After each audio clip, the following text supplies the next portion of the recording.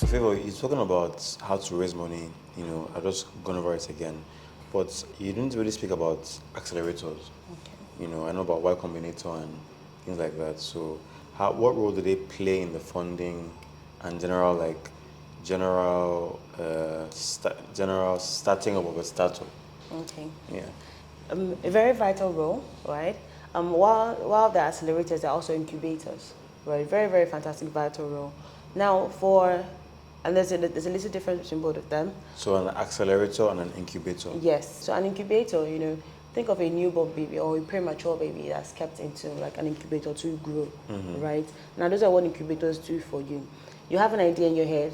You most likely have not even built a product. You just have like this fantastic idea. And what they do is that they just bring founders together, right? Help you, assist you with developing your idea, transcending it from, idea to product, right, to reality. That's what they do. They basically baby you up, right, up onto a stage where you can stand a bit on your own. And they also provide the funding on the way to.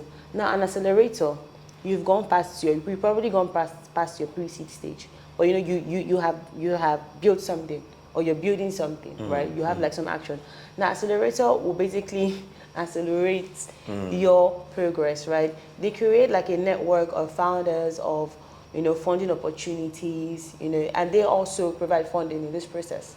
You get, so you're still growing up as a product, you're still looking for funding. They bring you together. They have like, for example, you mentioned YC, Y Combinator, right? Every year, every cohort, they bring you together, they bring founders together, provide a networking opportunity, provide access to things that you need to increase, to basically build your product and your idea, right? And also provide funding.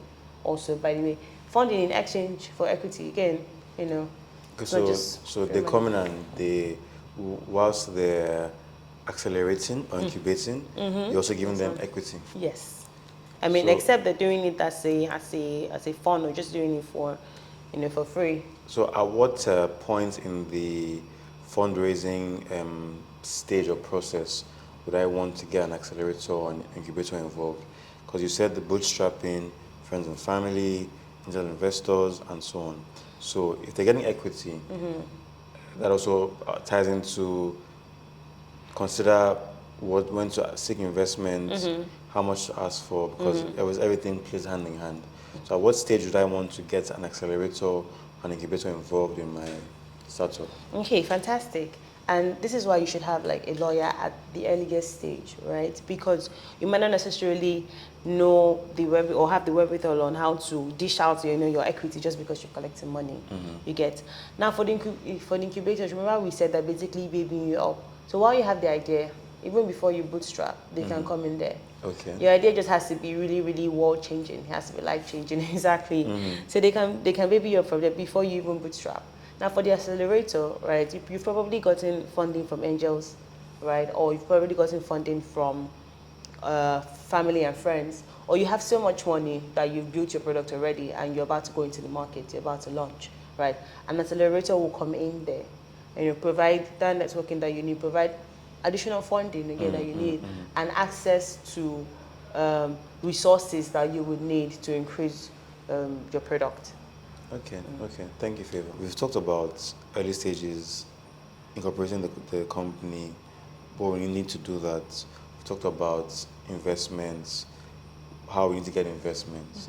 Now let's try and round it all up. Let's talk about what we need in terms of documents. You've talked about founders agreements, shareholders agreements.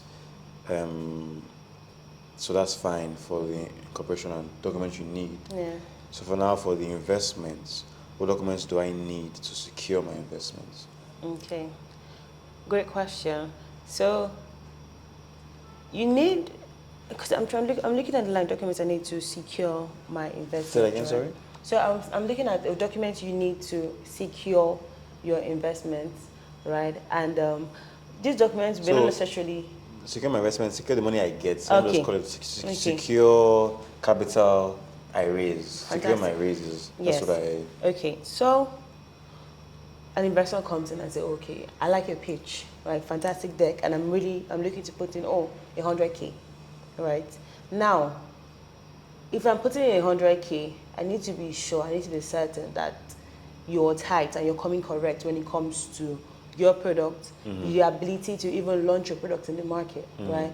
And how do I assess this information? Due diligence.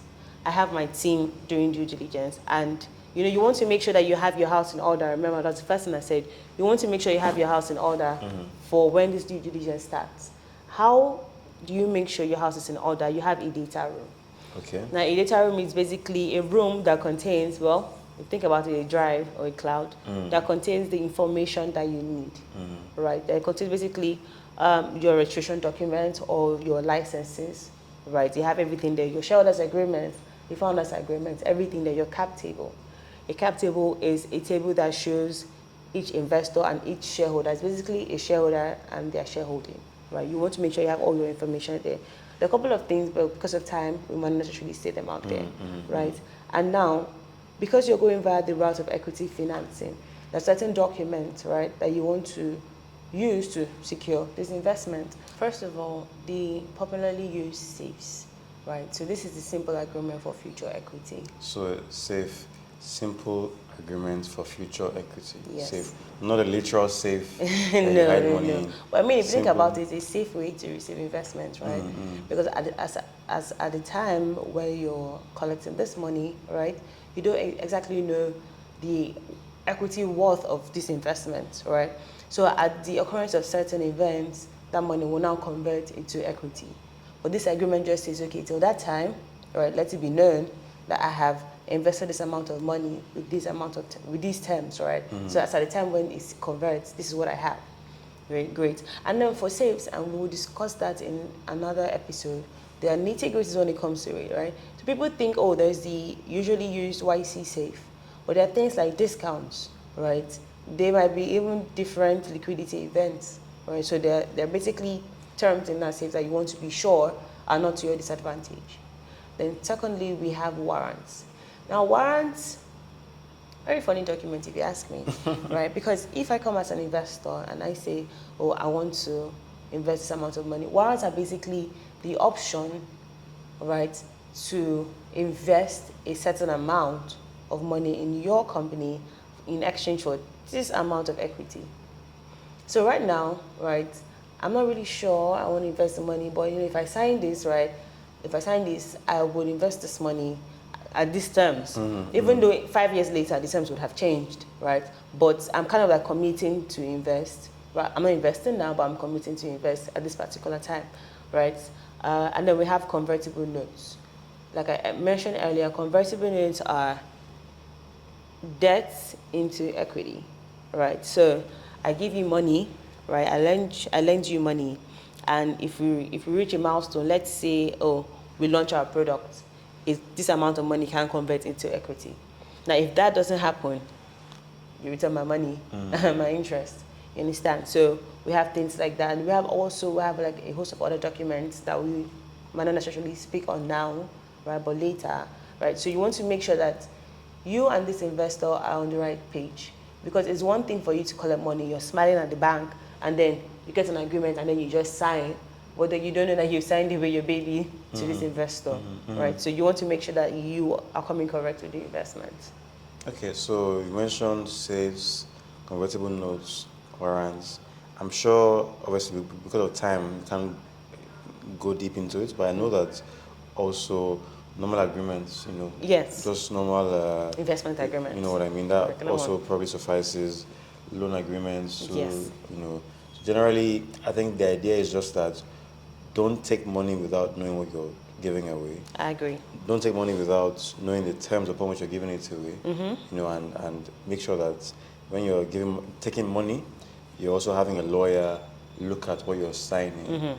Not even just at the money stage, any stage you're at, it's very important to have that legal advice that you need, so that you don't build a business, build a company, build a product, 5 years, 7 years, however long it takes, and then at the end of the day, it's not yours, or it's not protected properly. So it's been a very interesting, I guess, introductory, session, interaction, scenario. We'll obviously go more into things that, not just even just startups, any kind of company, any kind of area of law, eventually as time goes on. Person very, very knowledgeable. Thank you, Favor. Thank you very much.